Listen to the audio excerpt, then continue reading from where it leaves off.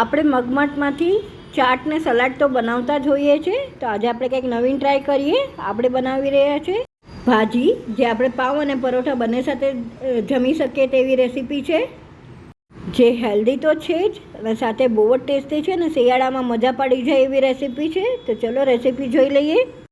તો હવે હું એક કુકર લઈ લઈશ. 1/4 કપ તેલ એડ કરશું. સાથે જ આપણે એટલું જ બટર એડ કરવાનું છે. હવે એમાં આપણે 1 ટેબલ સ્પૂન જીરું એડ કર્યું છે. પ્રોપર મિક્સ કરી લઈએ. જીરું રોસ્ટ થાય એટલે આપણે અમારી પાસે મિક્સ હતા કેપ્સિકમ રેડ ગ્રીન, એ મેં લીધા છે 1 બાઉલ, ચોપ કરીને મિક્સ કરી લઈએ. સાથે હવે 1 કપ કોબી લેવાની છે રફલી ચોપ કરીને. 1 મોટું ગાજર લેશું, એ પણ રફલી ચોપ કરીને. 1/4 કપ જેવું બટેટું લેવાનું છે, પ્રોપર એકદમ રોસ્ટ કરી લેશું. સાથે 1 કપ મેં ચોપ કરીને ટમેટાં લીધા છે. હવે બધું તેલ છૂટે ત્યાં સુધી એને રોસ્ટ કરવાનું છે. ચડી જાય એટલે આપણે એમાં મેં 1/4 કપ આદુ મરચાંની પેસ્ટ, 2 ટેબલ સ્પૂન પાવભાજી મસાલો અને 1 ટેબલ સ્પૂન કશ્મીરી લાલ મરચું એની પેસ્ટ બધી બનાવી છે પાણી એડ કરીને. એમાંથી અડધી પેસ્ટ આપણે હમણાં એડ કરી દઈશું. બધું પ્રોપર મિક્સ કરી લઈએ.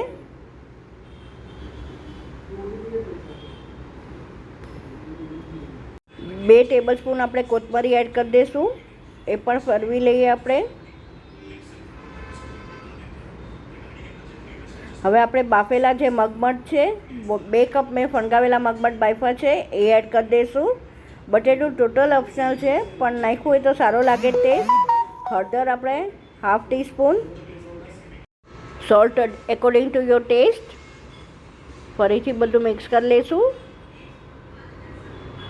અત્યારના જ કલર સરસ એવો દેખાવા માંડ્યો છે. હવે આપણે 2 કપ પાણી એડ કરશું અને લીડ ક્લોઝ કરી પહેલાં ફાસ્ટ ફ્લેમ ઉપર 1 વિસલ વગાડવાની છે અને સ્લો ફ્લેમ ઉપર આપણે 4 વિસલ વગાડશું. તો થઈ ગયું છે આપણું કુકર, ચેક કરી લઈએ. અત્યારના જ બહુ સરસ કલર દેખાઈ રહ્યો છે. તો હવે આપણે એને મેશ કરી લઈશું ચેક કરીને.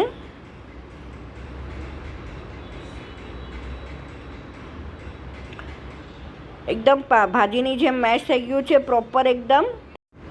તો હવે આપણે 1 ટેબલ સ્પૂન કસૂરી મેથી છે એકદમ પ્રોપર ક્રશ કરીને એડ કરી દઈશું. મિક્સ કરી લઈએ. પાણી જોતાં પૂરતું નાખશું આપણે.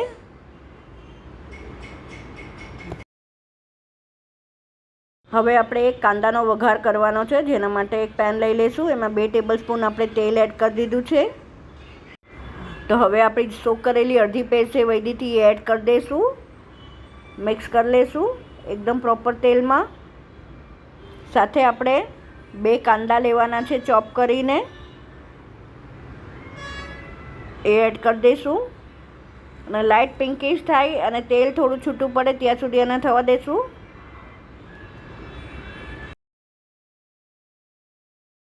તો હવે કાંદાનું તેલ છૂટું પડી ગયું છે ને પિંકીશ એવા કાંદા થઈ ગયા છે. તો ચલો આપણે હવે આ વઘાર ભાજીમાં એડ કરી દઈએ અને મિક્સ કરી દઈએ.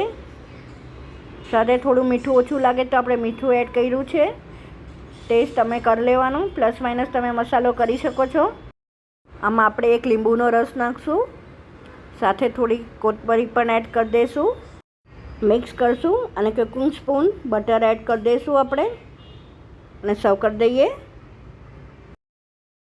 તો સર્વ થઈને રેડી છે મારી મગમઠ ફણગાવેલી ભાજી.